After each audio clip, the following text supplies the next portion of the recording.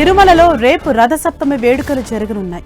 రథసప్తమి సందర్భంగా పటిష్ట భద్రతా ఏర్పాట్లు చేపట్టింది టీటీడీ. ఉదయం 5:30 సూర్యప్రభ వాహనంతో వాహన సేవలు ప్రారంభం కానున్నాయి. అటు ఈ రథసప్తమి వేడుకలకు 2 లక్షల మంది భక్తులు వస్తారని అధికారులు అంచనా వేస్తున్నారు.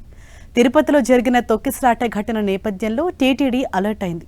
భక్తులకు ఎలాంటి ఇబ్బందులు తలెత్తకుండా ఉండేందుకు అధికారులు అన్ని ఏర్పాట్లు చేస్తున్నారు. సూర్య జయంతి సందర్భంగా రేపు తిరుమలలో మినీ బ్రహ్మోత్సవాల తరహాలో రథసప్తమి వేడుకను వైభవోపేతంగా నిర్వహిస్తారు. ఒకే రోజు 7 వాహనాలపై మలయప్ప స్వామి తిరువాడ వీధుల్లో విహరిస్తూ భక్తులకు అభయ ప్రదానం చేస్తారు. ఈ సందర్భంగా భారీ సంఖ్యలో తిరుమలకు తరలివచ్చే అవకాశం ఉండటంతో ఇవాటి నుంచి 5వ తేదీ వరకు స్లాటెడ్ సర్వదర్శనం టోకెన్లను రద్దు చేసింది టీటీడీ. ఎలాంటి టోకెన్లు లేని భక్తులు నేరు సర్వదర్శనం క్యూలలోకి ప్రవేశించి స్వామివారిని దర్శించుకోవచ్చని తెలిపింది. రేపటి ఆర్జిత సేవలతో పాటు సిఫార్సు లేఖలపై వీఐపీ బ్రేక్ దర్శనాలు రద్దు చేసినట్లు అధికారులు తెలిపారు.